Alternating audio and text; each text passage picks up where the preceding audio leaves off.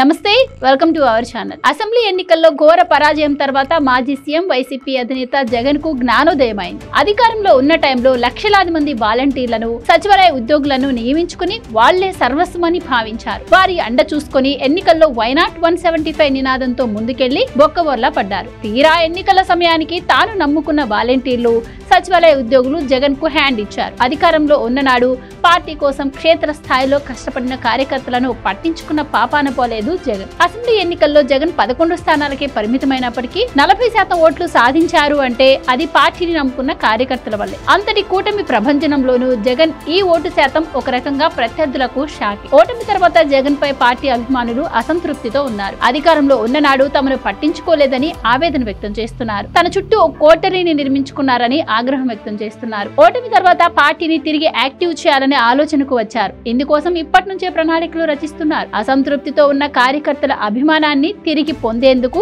ఆయన ప్రయత్నాలు చేస్తున్నారు. పార్టీకి కార్యకర్తలే ప్రాణం అని గ్రహించిన జగన్ ప్రతి మీటింగ్ లో వారి గురించే మాట్లాడుతున్నారు. జగన్ 2.0 కార్యకర్తల కోసమే అన్నట్టుగా మాట్లాడుతున్నారు. ఆగ్రహంతో ఉన్న కార్యకర్తలను శాంతింపజేసేందుకు ప్రయత్నాలు చేస్తున్నారు. ఇక 2019-24 మధ్య కార్యకర్తలకు న్యాయం చేయలేకపోయినని ఆయనే తన నేరాన్ని అంగీకరించారు. వరుసగా నియోజకవర్గాల నేతలతో భేటీ అవుతున్న జగన్ కార్యకర్తలకు భరోసా ఇచ్చే ప్రయత్నం చేస్తున్నారు. తాజాగా గుంటూరు జిల్లా వైసీపీ నాయకులు ప్రజాప్రతినిధులతో సమావేశమయ్యారు. గడిచిన 5 ఏళ్లలో 2.5 ఏళ్లు కోవిడ్ ఉందని, అందుకే కార్యకర్తలను పట్టించుకోలేకపోయానన్నారు. జగన్ తన సహజ స్వభావానికి విరుద్ధంగా కాస్త తగ్గి మాట్లాడారు. రాబోయేది జగన్ 2.0 పాలన అని క్యాడర్ లో ధీమా కల్పించారు. 30 ఏళ్లు అధికారంలో ఉంటామంటూ చెప్తున్నారు. ప్రతి కార్యకర్తకు అండగా ఉంటానంటూ ఆయన హామీ ఇచ్చారు. హామీల అమలు చేసే విధంగా కూటమి ప్రభుత్వాన్ని నిలదీయాలని ఆయన కార్యకర్తలకు ఉపదేశం చేశారు.